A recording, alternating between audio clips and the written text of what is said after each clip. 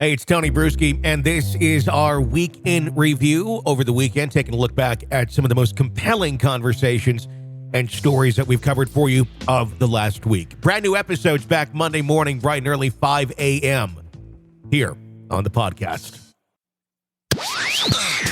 This is the examination of the hidden human condition. You're listening to the Hidden Killers Podcast. This is the Hidden Killers Podcast with Tony Brueski. We are talking with Nima Rahmani, president of the West Coast Trial Lawyers Association, former federal prosecutor as well, about the Rex Heuermann case. I'm curious to get your thoughts on the DNA that's been argued about this week, initially saying, we don't think we need to give you that buccal swab. Eventually the judge saying, no, you need to give the buccal swab. From a legal perspective, how significant do you think the DNA evidence is going to be in this case? And how damning is that buccal swab going to be once it gets into the CODIS database and such? Yeah, I mean, the DNA is huge. It's everything, right? Yep. I mean, that's what really broke the case. Obviously, we know it was the vehicle and the roommate and that testimony, but the DNA puts him and Heuermann and really his wife's DNA at the scene. So, you have the DNA at the scene of multiple murders. So it's incredibly damning. I mean, this isn't OJ anymore. I mean, jurors, they all know how reliable DNA evidence is. And the fact that your DNA is there, you better have an explanation. It was planted, it was transferred, something. And maybe you can explain it away as a lawyer once, but you're not going to be able to do it 2-3 times. That's obviously going to be a very complex part of this case and a difficult thing for the defense.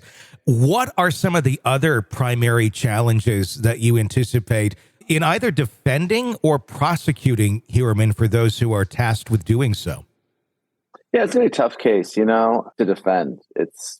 The evidence seems pretty overwhelming. And again, whenever you have multiple victims and multiple scenes, it becomes tough. And, obviously, defense lawyers are always going to resist, but, it's pretty well established that things like, a DNA swab and those types of things not protected by the Fourth or Fifth Amendments. It's not testimonial. You don't need a search warrant. You got to give up that DNA. So, you got to even give a sample when you're arrested. It's going to be very tough. There are experts that are going to have to come up with some sort of explanation for this jury as to why his DNA was at the scene. Again, I've seen it all from, like I said, transfer, planting, they attack the reliability of the evidence. But, whenever you're dealing with, a 1 in, trillion chance that it's someone else's DNA, that's something that's just very tough to overcome from a defense perspective. I mean, knowing this going in, obviously we're not to any sort of trial or anything yet.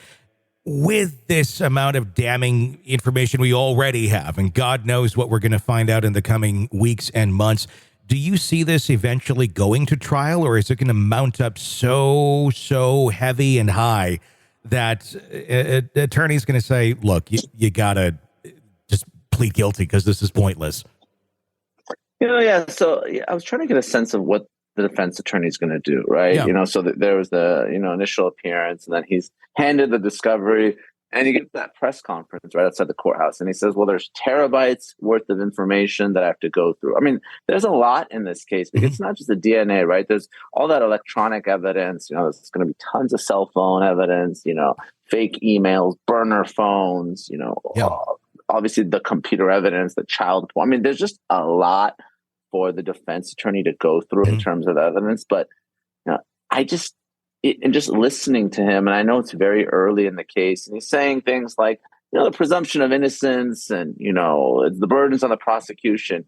I mean, that's all defense lawyers speak, but, I don't think this is a case that really can be defended on the merits. Now, that being said, whenever you're dealing with a serial killer, and we haven't really had one, we had one in the Fresno area here in California, but this isn't the 70s and 80s where there were lots of serial killers. We haven't had a serial killer in quite some time. This case was cold, especially given all the controversies surrounding the Brooklyn DA and how they even investigated this case. Yeah. I can't see any situation, Tony, where the prosecution is going to give this guy any sort of deal. No. He's old. Anyway, I mean, this is a life case, even if he were a young man. Yeah. So there's going to be no deal in this case, which means that Heuermann is going to die in New York State prison, whether he pleads or whether he's convicted. Yeah. So this can, I can see this, Tony, being one of those cases, we prosecutors call it a long guilty plea or slow guilty plea. We're going to go through the motions of a trial, but I think the result's going to be inevitable and he's going to be convicted. This is an examination of the hidden human condition. This is the Hidden Killers Podcast. The Hidden Killers Podcast. With Tony Brueski.